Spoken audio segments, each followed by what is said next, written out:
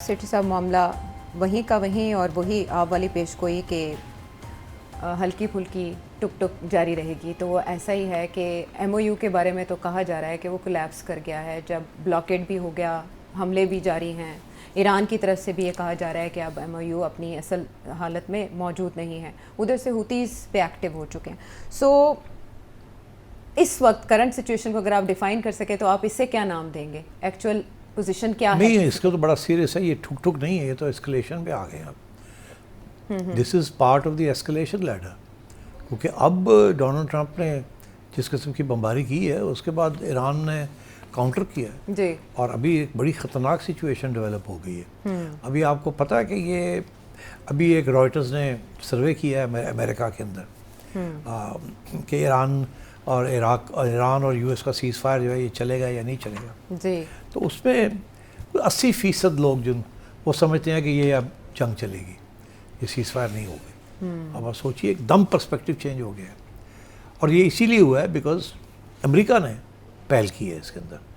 हाँ, ये ईरान ने पहल नहीं की, अमेरिका ने पहल की है। जी। तो उसकी वजह से फिर ईरान ने जब काउंटर किया है तो फिर यही अमेरिका ने उसके ऊपर फिर किया। अब वो लोग तो यहाँ कह रहे हैं कि शायद एक आध जो आइलैंड है उसके ऊपर ट्रूप्स को भी अमेरिका भेज दे। जी। अच्छा, सो अब I think things are not looking good. कुछ सिर्फ थोड़े से लोग हैं जो समझते हैं कि जी एक आध हफ्ते के अंदर ये जंग जो है ये ख़त्म हो जाएगी, फिर एक दफ़ा सीज़ फायर हो जाएगा। मगर इसी तरीके के साथ लोग ये समझते हैं अमेरिका में कि 60% से ज़्यादा लोग ये समझते हैं कि तेल की कीमतें और बढ़ेंगी।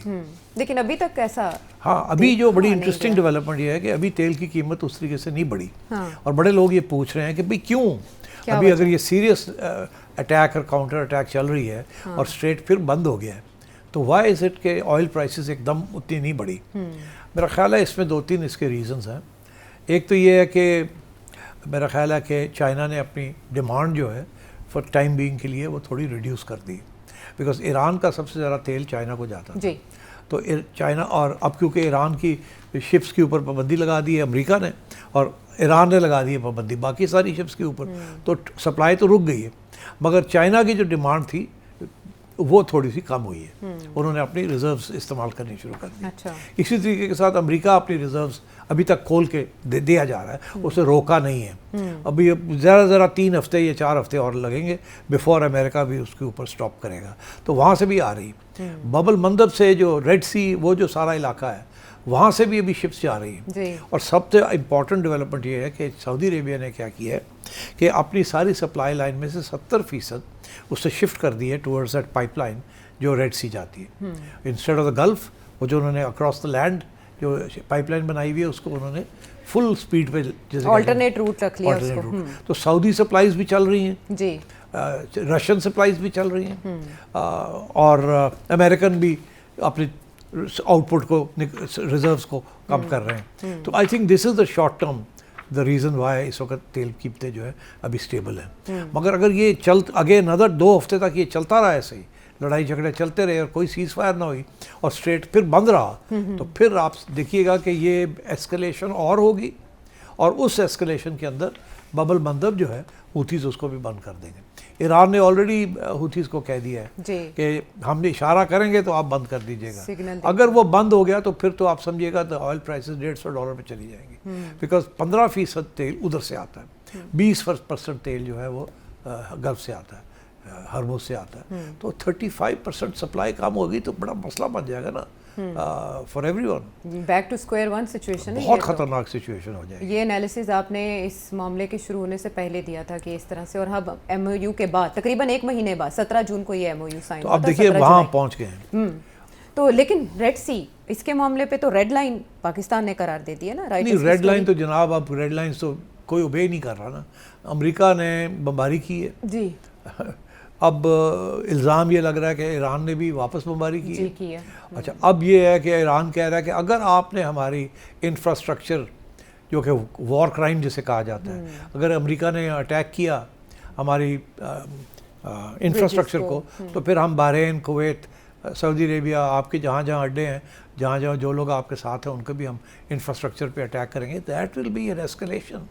वो बहुत बड़ी एस्केलेशन होगी। राइट। और अगर ये हुआ तो डोनाल्ड ट्रंप का मिड टर्म्स में तो उड़ जाएगा। तो अब डोनाल्ड ट्रंप एक्चुअली प्रेशर जो है ईरान पे नहीं है इस वक्त, जो प्रेशर है डोनाल्ड ट्रंप पे है। और मैंने आपको पिछले प्रोग्राम में कहा था 1 महीना है डोनाल्ड ट्रंप के पास जी। ये जुलाई और अगस्त का महीना, सितंबर अक्टूबर में ही has to start preparing for नवंबर।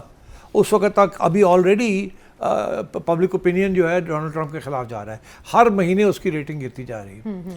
और यहाँ तक कि अब डेमोक्रेट्स जो हैं सेनेट के अंदर या हाउस के अंदर, वो ऑलरेडी उन्होंने कहना शुरू कर दिया। अभी एक वोटिंग हुई है जिसमें 104 अगेंस्ट 300 एंड समथिंग, ये पहली दफ़ा हुआ है जिन्होंने कहा है जी कि अब इसराइल को जो है वी हैव टू रोकना पड़ेगा इसराइल को, बहुत आगे चला गया, we can't fight Israel's wars. तो ये अमेरिका के अंदर भी एक तब्दीली आ रही है। जेडी वैंस जो इंटरव्यू देते हुए कह रहे हैं, जेडी वैंस की आप बात कर रहे हैं, कमाल कर दिया जेडी वैंस ने।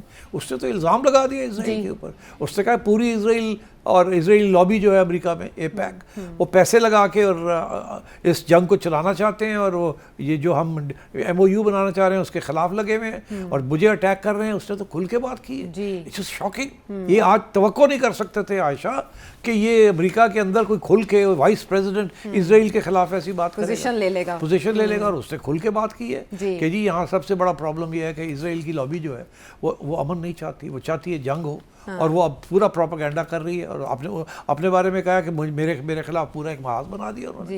This is fantastic, this is a new development जी। और फिर ये जो रॉयटर्स का और इप्सोस का जो सर्वे है जिसकी मैं जिक्र कर रहा हूँ, इट इज़ अनबिलीवेबल किस किस्म की बातें हो रही हैं। 79% वो कहते हैं कि ये वॉर चलेगा एक्सटेंडेड पीरियड के लिए।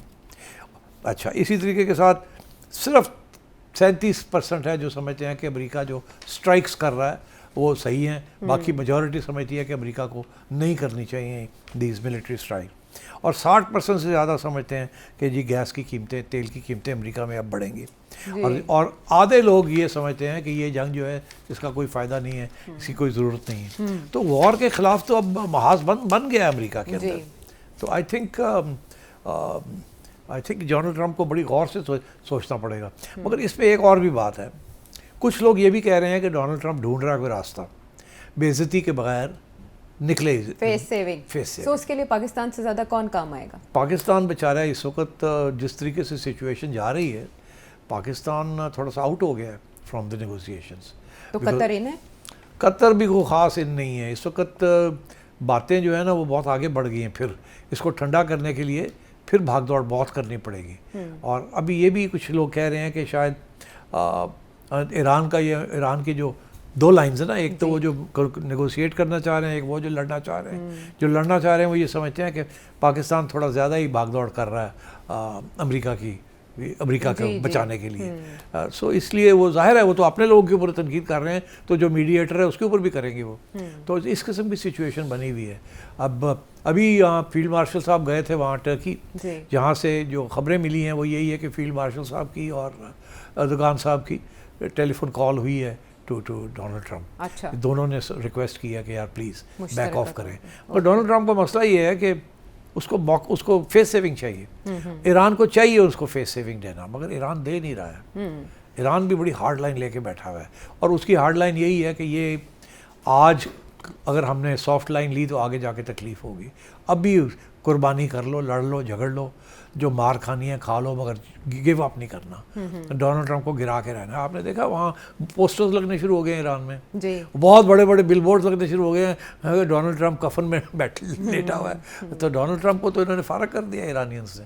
तो आई थिंक इस किस्म की सिचुएशन है। काम डाउन, बिकॉज ये इंफ्रास्ट्रक्चर डिस्ट्रक्शन हो गई ना अगर दोनों साइड से, तो फिर तो बिल्कुल ये जो 20% है ये तो अगर खुल भी जाता है तो रहेगा कुछ नहीं वहाँ, उसको वापस ऑनलाइन लेने के लिए साल लग जाएगा। तो आई थिंक ये इट्स वेरी क्रिटिकल कि ये इस वक्त कोई मीडिएशन हो और इसको रोका जाए।